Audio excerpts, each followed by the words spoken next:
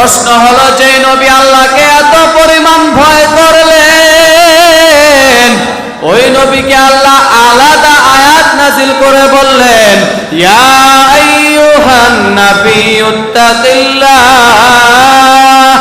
ও নবী আল্লাহকে ভয় করেন, কাফের মুশরিক মুনাফিকদের অনুকরণ করবেন না। আপনাদের কাছে জানতে চাই, আমার নবী কি কোনোদিনও কাফের মুশরিক বেদিনের অনুসরণ করেছিলেন কিনা? জোরে বলেন। আমার নবী কোনোদিনও কাফের মুশরিক বেদিনের অনুসরণ করেন নাই। না করা সত্ত্বেও আল্লাহ তাকে আলাদাভাবে বললেন অনুকরণ না করার কথা। এখন আপনাদেরকে জানাইতে চাই, মায়ার নবীর জন্য যদি আল্লাহ এতটুকু সতর্ক বার্তা আয়াতের মধ্যে দিতে পারেন, আর এখনকার বাঙালি মুসলমান যারা আর্জেন্টিনার সমর্থন করো, এখনকার বাঙালি মুসলমান যারা ব্রাজিলের সমর্থন করো, ইহুদি খ্রিস্টানদের খেলাকে তোমরা কেন্দ্র করে মুসলমান পরস্পর বিরোধিতায় লিপ্ত হও। এখন প্রশ্ন হলো, একজন মুসলমান হইয়া আর্জেন্টিনা ব্রাজিলের সমর্থন করিয়া যাদের অনুকরণ তোমরা করলা, মরণের পরে তোমাদের অবস্থা কি হবে? আর কোন দেশে বসবাস করি? আজকে দেখলাম বাংলাদেশ সোনার দেশ, 90% মুসলমানের বাংলাদেশ। এই মুসলমানের দেশের মধ্যে আর্জেন্টিনার পতাকা লাগাইলে কোনো সমস্যা হয় না, ব্রাজিলের পতাকা লাগাইলে সমস্যা হয় না।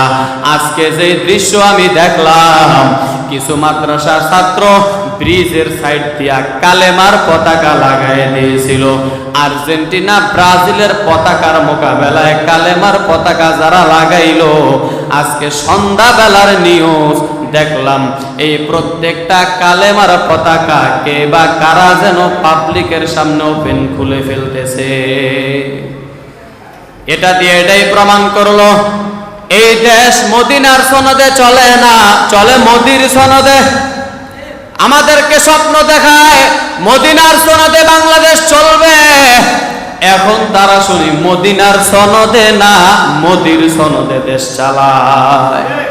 না হয় কালেমা কোনো দলের না, আওয়ামী লীগের কালেমা নিজস্ব না, বিএনপিও বলতে পারবে না কালেমা লা ইলাহা ইল্লাল্লাহ তাদের নিজস্ব কালেমা, জামাতে ইসলাম বলতে পারবে না লা ইলাহা ইল্লাল্লাহ তাদের কালেমা, চরমনাই, তাবলীগওয়ালা, পীর মুরিদি কোন দল কোন গোষ্ঠী বলতে পারবে না এই কালেমা লা ইলাহা ইল্লাল্লাহ তাদের ব্যক্তিগত কালেমা।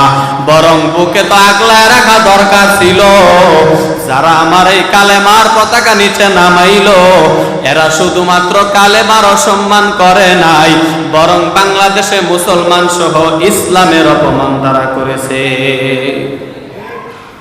শুধুমাত্র তসবিহ টানলেই হবে না।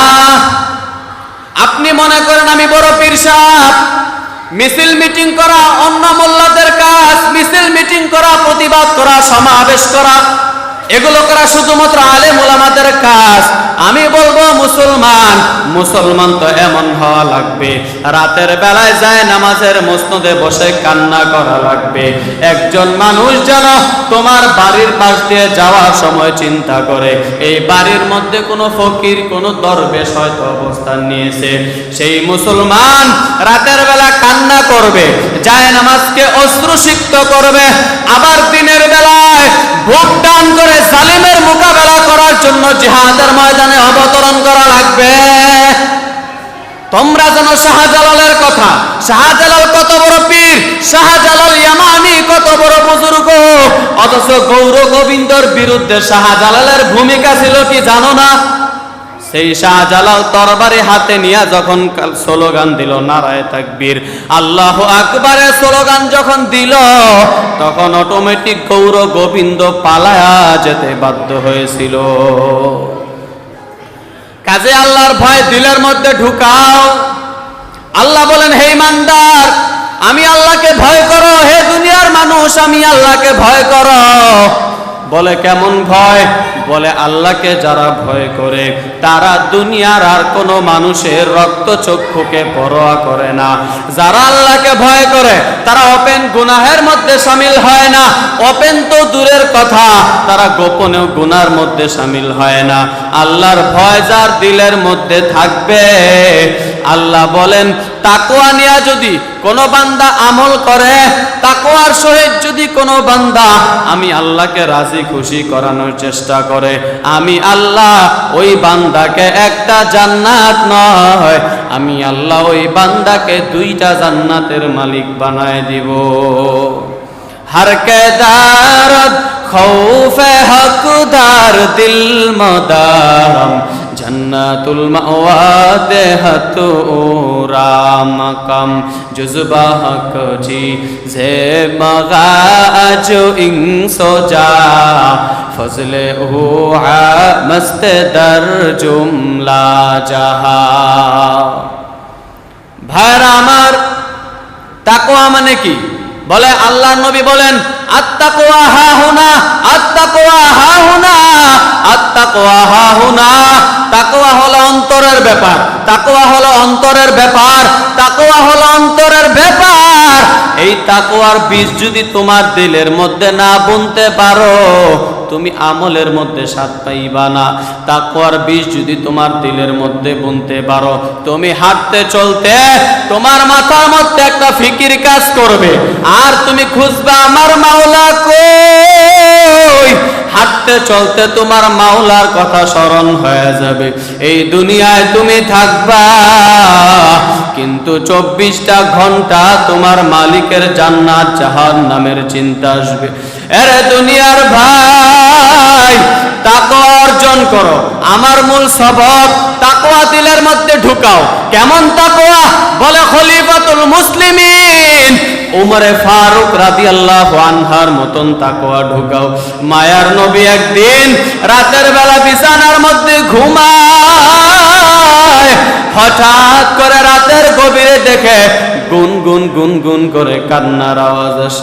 মায়ার নবী ভাবলেন এত রাতের বেলা কে কান্না করে, কার কি সমস্যা, কেন কান্না করে? মায়ার নবী ঘর থেকে বের হলেন কে কান্না করে দেখার জন্য।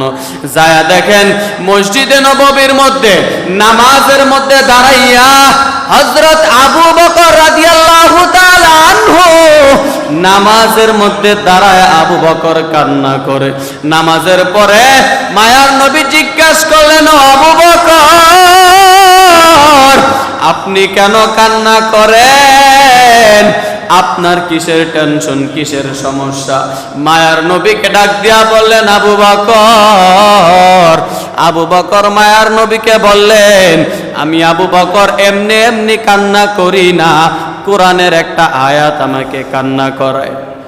কোরআনের একটা আয়াত আমি আবু বকরকে কান্না করাই। কি সেই আয়াত?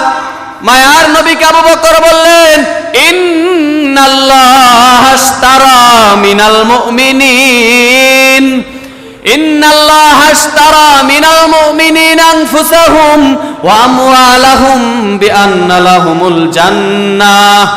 মায়ার নবী বললেন, এই আয়াতে তোমার সমস্যা কি? আবু বকর চোখের পানি ছেড়ে দিয়া বললেন, ও নবী, আল্লাহ এই আয়াতের মধ্যে বলেছেন ইন্নাল্লাহা আশতারা মিনাল মুমিনিনা আনফুসাহুম ওয়া আমওয়ালাহুম বিআন্না লাহুমুল জান্নাহ। আমি আল্লাহ নিশ্চয়ই মুমিনের জান মাল কিনে নিলাম, আর বিনিময় মুমিনদেরকে আমি আল্লাহ জান্নাত দিলাম। আল্লাহ ক্রয় বিক্রয়ের কথা এই আয়াতের মধ্যে বলেছেন। ও নবী, আপনি তো জানেন আমি আবু বকর কাপড়ের ব্যবসা করি, আমি আবু বকর কাপড়ের ব্যবসা করি। আজ থেকে কয়েকদিন আগে আমার থেকে একজন মুরব্বী, একজন নারী আমি আবু বকর থেকে কাপড় ক্রয় করে নিয়ে গেলেন।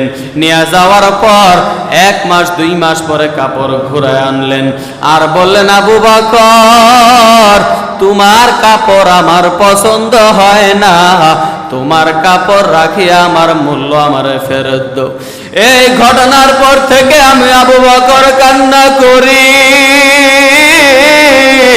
আমি ভাবি যেই মাওলা আমি আবু বকরকে জান্নাতের সুসংবাদ দিয়েছেন,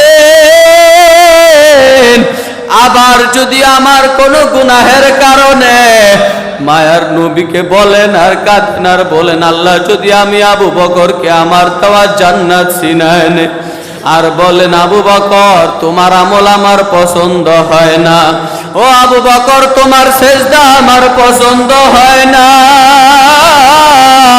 ও আবু বকর তোমার রুকু আমার পছন্দ হয় না, ও আবু বকর তোমার আমল আমার পছন্দ হয় নাই, আজকে তোমার আমল তুমি নিয়ে যাও, আমার জান্নাত আমার ফিরে দাও। কাজে আপনাদেরকে বলবো, আমি আপনাদের বয়সে অনেক ছোট, একটা জিনিস উপলব্ধি করতে পেরেছি, যদি দিলের মধ্যে তাকওয়ার বীজ বুনতে পারেন, আমলের লাইনে কোনো সমস্যা হবে না। এখন আসেন, তাকওয়া নামক মেডিসিন কোথায় পাইবেন? তাকওয়া নামক মেডিসিন মাওনা গেলে পাবেন না, তাকওয়া নামক মেডিসিন দোকানেও গেলে পাবেন না। আপনারা দেখবেন প্রত্যেকটা ব্যবসায়ী মুদির দোকান, স্বর্ণের দোকান, কাপড়ের দোকান, মূল দোকানের পিছনে তাদের একটা করে গোডাউন আছে। ঠিক তেমনি ভাবে তাকওয়া নামক মেডিসিনের গোডাউন আল্লাহ দুনিয়ায় দিলেন। লিকুল্লি শাইইন মাদিলুন ওয়া মাদিলুত তাকওয়া কুলুবুল আরিফিন। আল্লাহর নবী বলেন, তাকওয়া নামক মেডিসিন প্রত্যেকটা আলেমের সিনার মধ্যে দেওয়া আছে। আল্লাহ পাক রব্বুল আলামিন কোরআনের মধ্যে বলেন, ইন্নামা ইয়াখশাল্লাহা মিন ইবাদিহিল উলামা। নিশ্চয় উলামাদের মধ্যে তাকওয়া আছে, আর এই উলামায়ে কেরাম আমি আল্লাহকে বেশি ভয় করে। কাজেই তাকওয়া নামক মেডিসিন অর্জন করতে হলে একজন খাঁটি আল্লাহওয়ালা বুজুর্গের সোহবতে থাকা